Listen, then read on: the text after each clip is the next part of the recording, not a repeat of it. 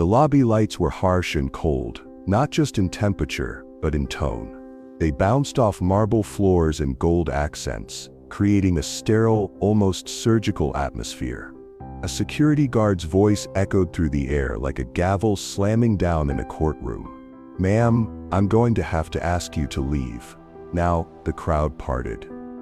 There she stood, a gray-haired woman no younger than 65, her scarf slightly undone, her coat dusty from travel. Her leather bag hung from one shoulder, aged and cracked, yet sturdy, like her. Her eyes didn't beg, they stared. Not with confusion, not even with pain, just a slow, quiet disbelief. Behind her, a younger receptionist whispered to the manager. "She's still refusing to leave," she says. "She built this hotel." The manager snorted. "Right, and I'm the mayor." Two guards moved in, each grabbing one arm, and then it happened. As they dragged her across the polished floor, her bag hit the ground. The flap flew open, and a worn photo slid out. It was black and white, an old picture of a young black woman standing in front of the exact hotel, back when it was nothing more than scaffolding and dreams. The camera zoomed in on her face. She looked at the ceiling, then at the employees, the bystanders, the guests staring at her like she was some kind of problem. Her voice was calm, clear. "I built this place, brick by brick. I paid every worker. I slept on the floor when there were no rooms. And now," she paused, "they think I'm nobody." Smash cut to black. 72 hours earlier, the city of Chicago breathed with its usual rhythm, cars zipping through rain-slick streets, steam rising from vents in the sidewalks, horns, lights, lives all colliding in the great hum of downtown. A single yellow taxi pulled up in front of the Grand American Hotel. The door creaked open, and out stepped Eleanor Johnson. She didn't look like a billionaire. She didn't even look like someone who belonged in a five-star lobby. She wore a simple wool coat, fastened to the top, a blue dress underneath, soft leather shoes, and a cream-colored scarf wrapped carefully against the March chill. Her silver hair was tied back in a tight, deliberate bun. She clutched her old brown handbag close to her side. The bellboy didn't move to help her. He looked her over once, then turned his attention back to a group of influencers stepping out of a black SUV, laughing loudly as they passed her by. Eleanor stood still for a moment. Her eyes traced the architecture, the ornate trim she had chosen herself 3 decades ago, the columns she had argued to keep when the board wanted something more modern, the chandelier she had fought for because it reminded her of her mother's kitchen light in Mississippi. It was all still here. And yet, it wasn't. She stepped inside. The lobby smelled of perfume and polish. The music was subtle, a classical piano track, pre-recorded and sterile, like everything else in the room. Wealthy guests bustled past her, one brushing her shoulder without apology. No one recognized her. No one said her name. No one saw her. And that was the point. Eleanor wasn't here to be seen. She wasn't here to be pampered. She had checked in under a false name with a burner phone and a fake ID. For the first time in 30 years, the woman who had built the Johnson luxury hotel empire was walking her own halls, not as a CEO, but as a guest. A guest the staff didn't care to notice. She walked slowly toward the front desk, her heels soft against the marble, her eyes scanning the space with a bittersweet familiarity. She had been warned. Whispered messages from old friends, emails from loyal staff who had been let go, even a letter from a former general manager now working in retail just to get by. "They're changing things, Eleanor," they had said. And so she came to see for herself. The woman behind the desk didn't look up immediately. Her long acrylic nails tapped across her phone screen with perfect rhythm. Her name tag read, Jessica. Eleanor waited. She didn't clear her throat. She didn't interrupt. She simply waited with that dignified stillness only a woman who's seen too much can hold. Finally, Jessica looked up. She hesitated, blinked, then quickly straightened. "Good evening. May I help you?"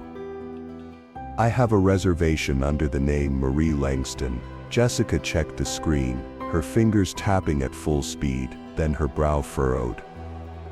"Oh, You're in one of the standard rooms, 5th floor, but we actually had some issues with plumbing. You've been moved. 6th floor, but that room's smaller. Sorry." Eleanor smiled softly. "No worries, I'm sure it will be fine." Jessica gave a stiff nod, handed her a key card, then turned to her phone again without another word. No bellhop, no welcome, no offer to assist with luggage. Eleanor took her card, nodded politely, and walked toward the elevator. She passed 2 employees laughing near the concierge desk. "Did you see the woman in 603? One muttered. "I thought we upgraded the homeless guy, not his wife," the other snorted. The words stabbed, but Eleanor didn't flinch. Not yet. Upstairs the room was cold. A single window looked out over the alley. She sat down on the edge of the bed, pulled out a notepad, and began writing. This wasn't a test of hospitality, this was a reckoning. And they didn't even know it had already begun. If you're still watching this, you feel it, don't you?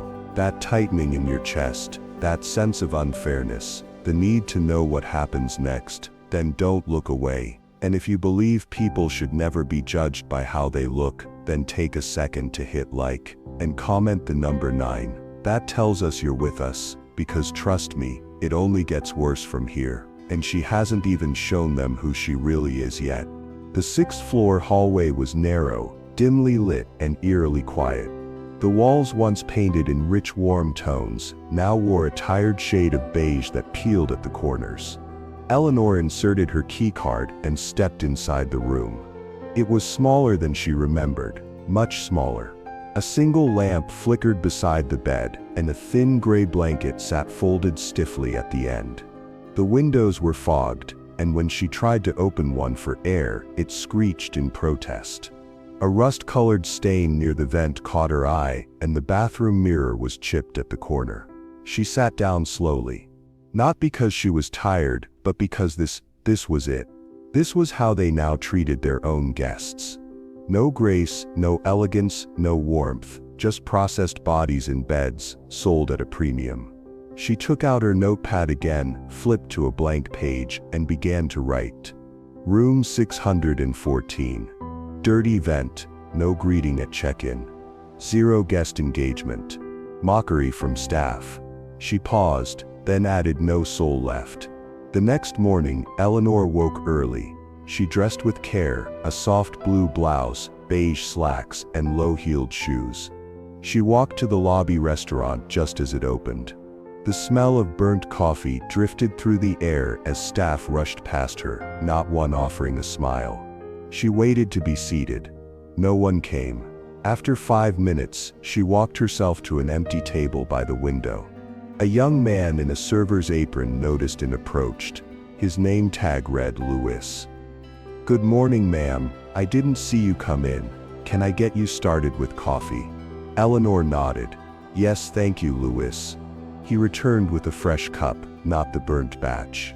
He poured carefully, quietly, with a kind of grace Eleanor hadn't seen in years.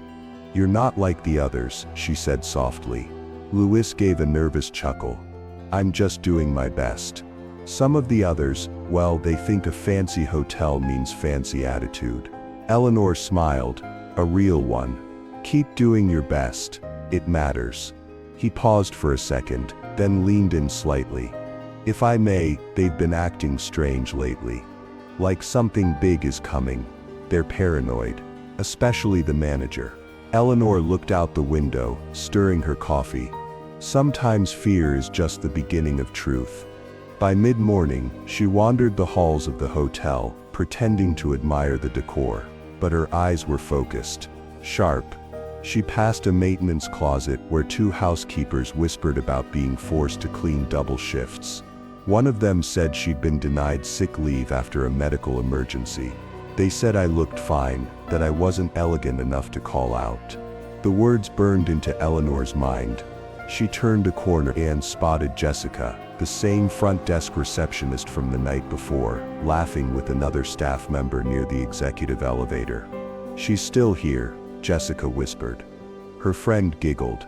"Did you see the way she looked at the crystal chandelier? Like she thought she owned the place." Jessica smirked. She probably wishes she did. Eleanor took a slow breath. They didn't know, they didn't recognize her name or face or voice. That was the price of success sometimes.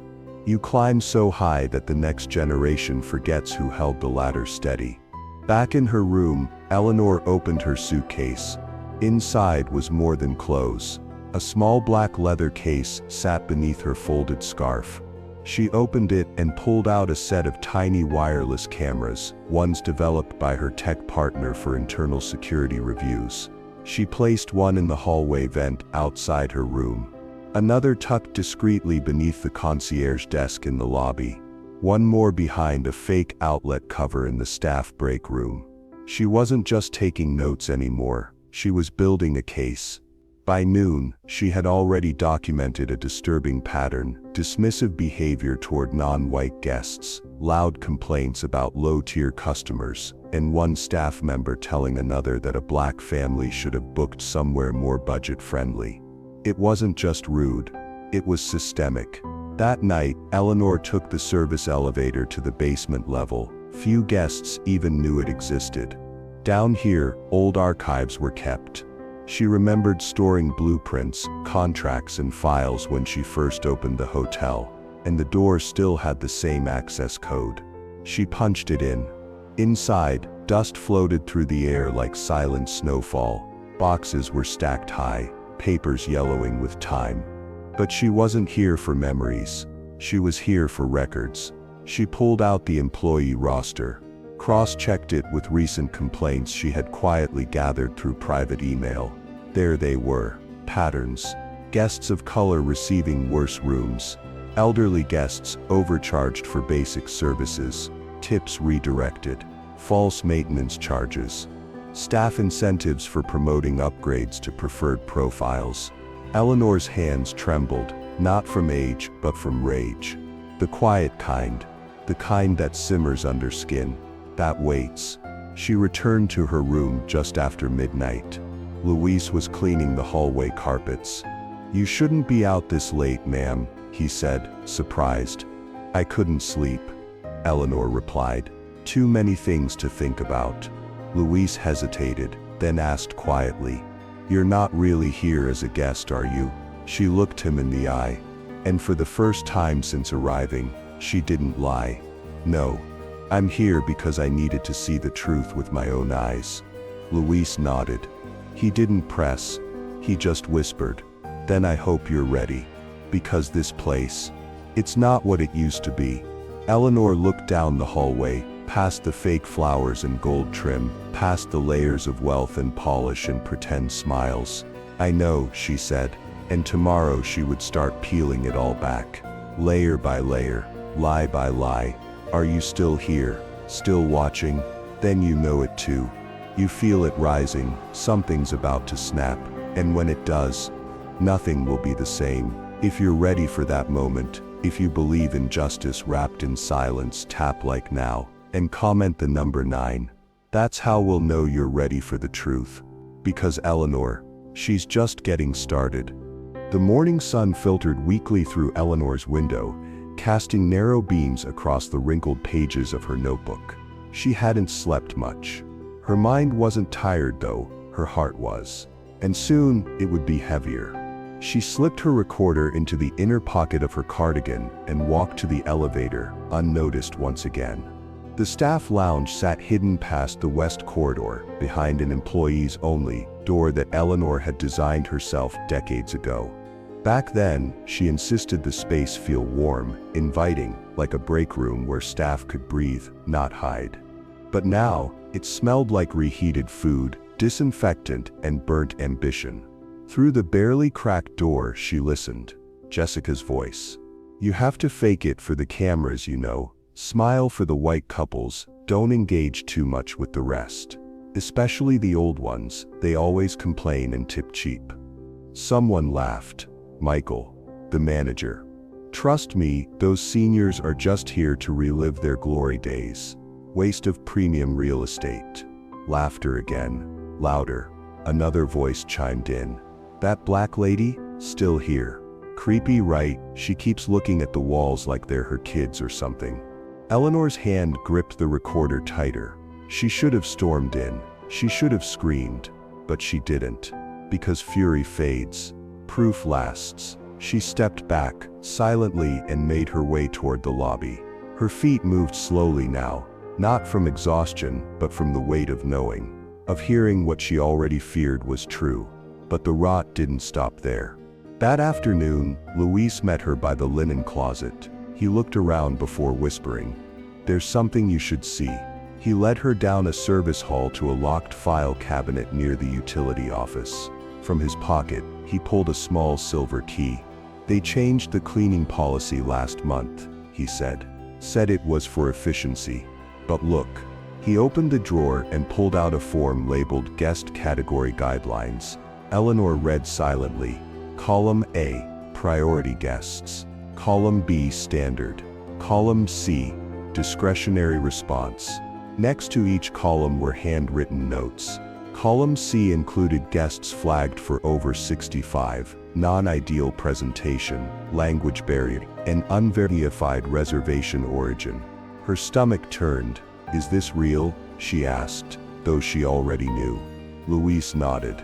"They tell us who to smile at, who to ignore, who to remove." Eleanor blinked, her face composed but her eyes burned. This wasn't just bad service, this was discrimination. Sanctioned, planned, tracked, and it had her hotel's logo at the top of the form. "How long?" she asked softly. Luis swallowed. "At least 6 months, since Michael took over." She took the form and tucked it into her notebook, then looked him dead in the eye. "Don't speak of this again. Not to anyone. Not yet." He nodded. Eleanor turned and walked away. She passed the lobby again, past families checking in, a couple arguing by the elevators, a child pressing his face to the glass walls of the gift shop. It all looked normal, but now she saw it clearly. The rot was spreading. Upstairs, in the shadows of the executive floor, Naomi sat nervously at the front desk. She was new, only 2 weeks in, eager to prove herself, but already disillusioned by the way her co-workers whispered behind guests' backs.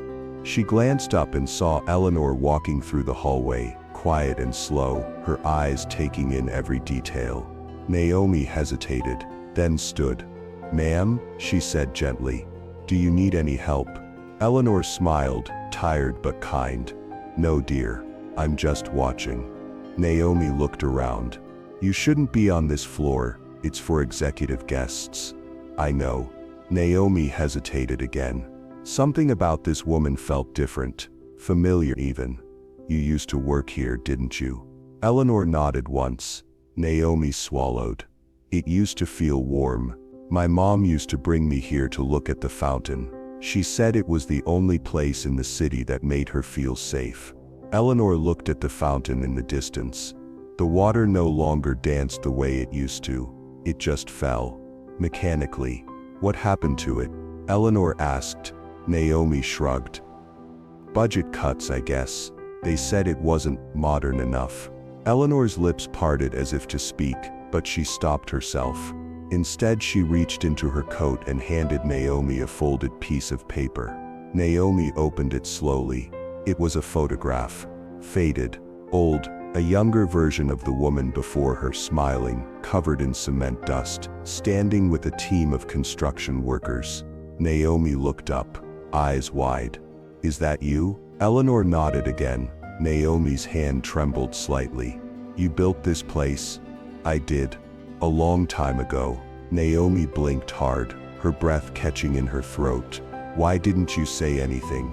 "Because I needed to see who it had become without me." In that moment something shifted. Naomi didn't see a guest anymore. She saw a legacy, and it was breaking. Eleanor stepped away, quiet, measured. That night she didn't sleep. She watched the footage from the hidden cameras. She took screenshots of every violation, every slur, every face. And when she finally closed her laptop, she whispered aloud, "I didn't come back for revenge. I came back to remember why I started this in the first place." But revenge might come anyway. Because tomorrow she'd make the call, and nothing would ever be the same again. Still here, then you're feeling it now, the tension, the truth. And if you believe the time for silence is over, hit like. Comment 9 if you're ready to see what happens when the system that judged her gets judged back. Because in the next 24 hours, they will learn exactly who she is and who they've crossed. The city outside Eleanor's window pulsed with light, but in her room there was only silence. She sat alone, bathed in the soft glow of a desk lamp. Her hands moved slowly, carefully, unfolding a letter she had written long ago. Its edges worn, the ink faded. The handwriting was her mother's. You will be judged before you are heard. So walk with grace even when they close the doors. She read it again and again. The words didn't just echo, they lived inside her, like they always had. Eleanor closed her eyes, and the world around her changed. She was 17 again. The Mississippi heat pressed down hard as she stood in front of the Grand Hotel in Jackson, clutching a handmade resume. Her hair was tied with a ribbon. Her shoes didn't match, but her eyes were lit with fire. She had waited hours just for someone to see her, but they didn't. When her turn finally came, the manager never looked her in the eye. He said there were no open positions. Then 5 minutes later, hired a blonde girl in heels who had just walked in. That was the first time she was told without being told that she wasn't welcome. The first time she was priced out of dignity. The first time she knew she would have to build her own doors if she ever wanted to walk through one. The second time came when she was 23, New York City, fresh out of night school, carrying 2 jobs. Working graveyard shifts, cleaning hotel bathrooms while studying hospitality management by flashlight during breaks. She applied to dozens of positions, concierge, front desk, event planner, and got the same response every time. You're not quite what we're looking for. They never said black. They never said woman. They didn't have to. She heard it anyway, and still, she stayed. She rose. Not because she was given chances, but because she carved them into the concrete. The first Johnson Hotel opened when she was 35, not with investors, not with fanfare, with grit, family savings, and a second mortgage on the house she'd finally bought for her parents. They said she was stupid. That luxury hotels weren't built by women who wore Payless shoes, but the Grand American. It opened on time, under budget, and fully booked. By year 3, it was ranked #1 in guest satisfaction across 3 states. By year 5, it had launched a chain, but she never sold out. Not even when they offered her millions. Because it wasn't just a business, it was a sanctuary. She walked every lobby, trained every manager, memorized the names of the janitors before the executives. She didn't care how someone dressed, only how they treated people. She made it a rule. No one gets left in the shadows. And now, the shadows had returned, but they weren't from the outside. They were coming from within. Eleanor opened her eyes, back in the present. She reached for the velvet photo album she kept tucked deep in her suitcase. Her fingers slid across the cover like a prayer. She opened it. Page 1, her standing in front of the Grand American's empty lot. Page 2, pouring the first bucket of cement, smiling despite the rain. Page 3, her parents cutting the ribbon, their eyes filled with disbelief that their daughter had done it. Page 4, a thank you card from a guest who said, "You treated me like a human when no one else would." She flipped to the back. There was one final photo. The entire original staff, black, white, Latino, young, old, all standing together in front of the hotel, arms wrapped around each other, with Eleanor in the center, holding a sign that read, "This place was built for everyone." Her hands trembled, not with anger, but with clarity. She stood up, walked to the mirror and stared at herself, the bags under her eyes, the wisdom in her brow, the fight still alive in her bones. "You forgot who I am," she whispered to the walls, "but I never did." She picked up her phone, dialed a number, waited. The voice on the other end answered, cautious, "Anthony here. I need access to the executive system, staff rosters, complaint records, video archives, everything." Tonight, there was silence. Then a slow, steady answer. "Yes, ma'am, I'll send it now." Eleanor's eyes narrowed. Her voice went lower. "Don't tell anyone, not yet. I want them to keep showing me who they are." She hung up and sat down at the edge of the bed. Tears didn't fall. They weren't needed. She wasn't broken. She was awake. And for the first time in years, the fire had returned. You feel it too, don't you? The story is no longer just about her. It's about every person who was told to sit in the back. Every hand that knocked on a door that never opened. Every child who watched their parents get treated like less. If you believe those days should be over, if you feel the heat rising in your chest, don't scroll past, like this moment. Comment 9. If you've ever felt invisible, because tomorrow, Eleanor stops watching. Tomorrow she steps into the light. It was 3:07 a.m. Eleanor sat cross-legged on the floor of her room, surrounded by documents, printed emails, guest complaint logs, and footage screenshots, each one a thread unraveling the empire she once built. The walls around her felt smaller tonight, not because the room had shrunk, but because the weight of everything she had uncovered was pressing in. 3 elderly guests placed in moldy rooms, 2 couples told they didn't fit the brand, 1 veteran with a service dog turned away because dogs don't photograph well. She held a photo of that man now, his eyes gentle, his body worn, his arms cradling a dog that looked like it understood the world better than the people in it. Eleanor's hands trembled. In front of her was a red folder. Inside, a formal petition to terminate the entire upper management of the Grand American Hotel. All it needed was her signature. One signature, one stroke of the pen, and the rot would be ripped out. Michael, Jessica, the silent ones, the complicit ones, gone. She stared at it, then looked away. Across the room sat another folder, blue. Inside, a draft proposal for a new corporate-wide reform program, mandatory empathy training, guest-first ethics protocols, anonymous staff reporting tools, a second chance not just for the hotel, but for the people inside it. But that folder wasn't clean either. It would mean keeping people like Jessica. People who had laughed, dismissed her, dragged her. It would mean trusting that people could change. And she wasn't sure she did. She rose slowly and walked to the mirror. Her reflection stared back, not as a CEO, not even as a guest, but as a woman. A black woman. An aging woman. A woman who had once been spit on and now stood in a room she built, wondering if the structure deserved to survive the fire. From behind, she heard a knock. Soft, she opened the door. It was Luis. Eyes tired, uniform wrinkled, holding 2 paper cups of tea. "I thought you might still be up," he said gently. Eleanor gave a half smile and nodded him inside. They sat quietly at the edge of the bed, the city humming faintly beneath them. She broke the silence. "Do you think people can change?" Luis exhaled. "I think most people don't want to. Not really. But sometimes they get shocked into it." Eleanor looked down at her tea. "I want to burn it all down.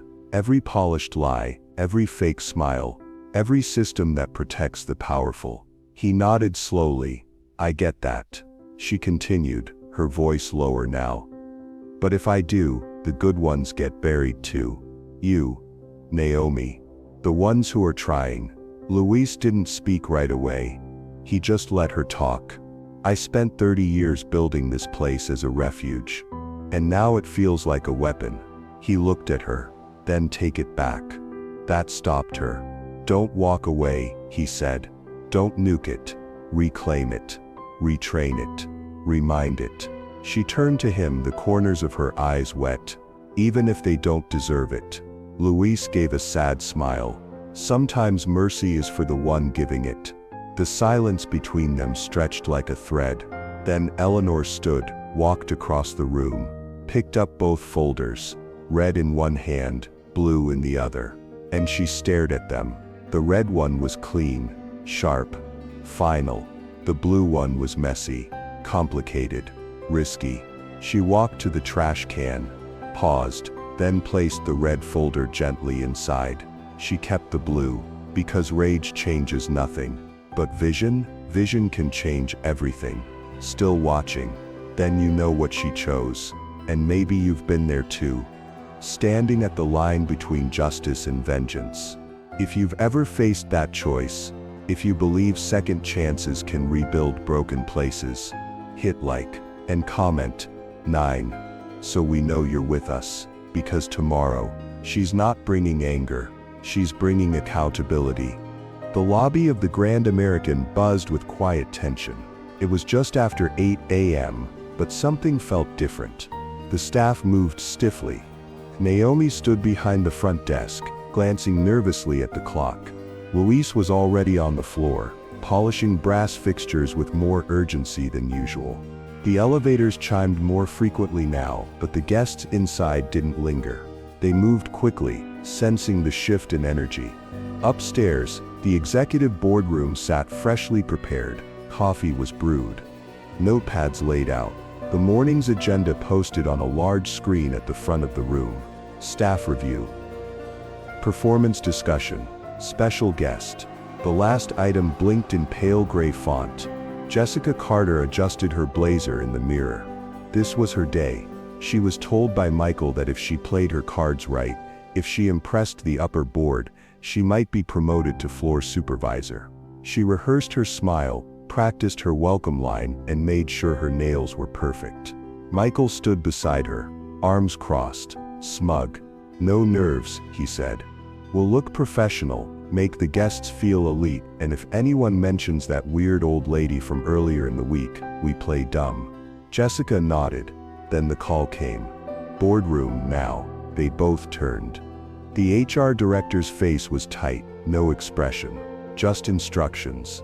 Jessica blinked. Are we in trouble? The director didn't answer. Down in the lobby, Eleanor stood beside Naomi, now dressed not in the quiet disguise of an invisible guest, but in a tailored navy suit with gold trim at the cuffs, the original embroidered logo of the Johnson Hotel collection stitched just above her heart. Her scarf was gone. Her eyes were clear. She looked like a founder, because she was. Naomi whispered, "Are you sure about this?" Eleanor smiled gently. "I'm not here to make a scene. I'm here to tell the truth." They rode the elevator in silence. The camera followed them as the doors opened to the executive floor. Inside the boardroom, the scene was already unraveling. Luis stood in the corner, holding a tablet. A small HDMI cable connected it to the projector screen. Thomas Reed, the regional VP, stood at the front, looking grim. Michael leaned back in a leather chair, arms spread wide like he owned the room. "So what's all this about?" he asked. "I thought we were doing performance reviews today." Thomas didn't respond. Jessica was seated beside him, flipping her pen between her fingers. Her knees bounced with tension she didn't yet understand. Then the door opened, and Eleanor entered. The room shifted. Jessica's pen dropped. Michael blinked twice, straightening. Thomas gestured calmly. "Everyone please welcome Miss Eleanor Johnson, founder of the Johnson Hotel Group, and original owner of the Grand American Hotel." Dead silence. Jessica's voice was barely audible. She was the woman from... Michael stood abruptly. "This has to be a mistake. She checked in under a false name. That's fraud." Eleanor walked slowly toward the center of the room, placing a folder on the table. Her voice, when it came, was soft, calm, but unmistakably in command. "I built this hotel 31 years ago. I was here when the floors were nothing but dust and steel beams. I laid the first tile myself. I poured tea for the very first guests, and I've watched, quietly, over the last 3 days, how it's changed." She looked at Jessica. "At first I thought you were just having a bad day." Jessica looked down, hands shaking. "Then I listened." Eleanor nodded to Luis, who tapped the tablet. The screen lit up, audio played, recorded clips from the staff lounge. Laughter, mockery, dismissal of guests by race, age, class. Jessica's voice, Michael's voice, each word clearer than the last. The room went still. One of the board members covered her mouth. Thomas turned, rage and disbelief etched across his face. You said the complaints were isolated. Michael's voice cracked. I was trying to keep the experience elite. It's the market. People, Eleanor interrupted, don't want to be humiliated, disrespected, erased, especially not in the house I built. Jessica stood up now, face flushed red. I didn't know who you were. I thought that I didn't belong here. Eleanor finished. Jessica froze. Eleanor stepped closer. I didn't come here to punish you. I came here to see what my vision had become. And now I know. She turned back to the room. Here's what happens next. She placed 2 documents on the table, one blue, one red, then handed them both to Thomas. This is a termination letter for Michael Harris. Effective immediately. Michael lunged forward. You can't do this. You're not even on the board anymore. Thomas didn't even look at him. Yes, she is, he said coldly. She's the majority shareholder. Michael backed up, staggered. Eleanor turned to Jessica. This, she said, gesturing to the blue paper, is a conditional review package. It offers one chance. One. Jessica's lips quivered. Why not just fire me? Eleanor's voice softened, but held steel underneath. Because somewhere in you there's a woman who hasn't forgotten what it's like to be overlooked. Who knows what it's like to be underestimated? But you forgot your empathy. And now you have to earn it back. Jessica sank into her chair, stunned. The boardroom remained silent. Eleanor scanned the room one last time. No more pretending. No more marketing slogans about elegance and excellence while people are being mistreated in your hallways. We start over. Today, she turned to the projector. And we'll start by showing this to every employee in every branch across this company. Thomas nodded. Louise tapped the screen again. Eleanor's voice filled the room as the screen faded to black. A hotel is not a building. It's the way you make people feel the moment they walk in. We lost that. But we're going to find it again. Because starting now, she wasn't in hiding. She was home. And the house was hers again, still with us. Then you just saw what truth looks like when it walks back through the front door. If you believe this is how real change starts, hit like. And if you'd stand beside Eleanor in that room, comment 9. Because the next chapter isn't just hers, it's ours. The morning after the confrontation, the Grand American felt different. It wasn't the lighting. It wasn't the music. It was the air. There was a kind of stillness now, not the stiff, uncomfortable silence that follows scandal, but a moment suspended in reflection. A collective breath being held across every hallway. Eleanor sat in the executive conference room, now stripped of all branding, marketing posters removed, and the long table cleared. Only a small sign sat in the middle, handwritten in marker. Start from the heart. Thomas Reed stood beside her, no longer in his usual suit jacket. Just a simple white button-down, no tie. A change in tone, if not yet in rhythm. Across the table sat the newly reassembled leadership team. Not just executives, but staff from every level. Front desk clerks, housekeeping, kitchen staff, even Luis, seated quietly with a notebook in his lap. Jessica was there too, not in makeup, not in heels. She wore the plain navy uniform of the cleaning crew, her head lowered, her hands folded. This was not punishment. This was the beginning of something else. Eleanor stood. I didn't come back just to fire people, she began. Anyone can do that. Any leader can cut out what's broken. But only the brave ones try to rebuild it. She walked to the whiteboard and picked up a marker. The hotel business isn't about beds and bookings, it's about dignity. She wrote the word in large, looping letters. And somewhere along the way we traded dignity for decor. She turned, looking each person in the eyes. No more. A few seats down, Luis raised his hand. What about the other branches? He asked. The ones we haven't seen. Eleanor smiled. We start here, but we don't stop here. She walked over to a laptop connected to a large monitor. On screen, a rollout schedule. 30 hotels. 60 days. One mission. Thomas spoke next. We're implementing anonymous reporting systems, guest satisfaction follow-ups that actually go somewhere, and full ethics retraining for every employee. From the bellhop to the boardroom. Jessica swallowed, then stood, her voice barely above a whisper. Miss Johnson. Eleanor looked at her, but said nothing. Jessica's voice cracked. I don't deserve this chance. I know what I said. I know what I did. And I'll never forget it. Eleanor nodded once. That's good. Because the people we hurt never forget either. Jessica stepped forward, holding a sealed envelope. I wrote an apology letter to the veteran I mocked. I know I can't undo it, but I want him to know I see him now. Eleanor took the envelope and placed it gently in her blazer pocket. This isn't just redemption, she said. This is responsibility. Outside the conference room, the lobby was quieter than usual. A few guests lingered near the front desk, watching curiously as hotel staff moved with new energy. Different posture, different tone, more present. Naomi stood behind the front desk, guiding a senior guest to the elevator. You're on the 12th floor now, sir, she said warmly. The window view should give you a perfect look at Lake Michigan. The man smiled. You know, 30 years ago I couldn't even get a room in this city. Naomi blinked. He continued, softly. Your founder. She changed that. Naomi looked past him, toward the glass walls of the executive floor and smiled. Yes, she did.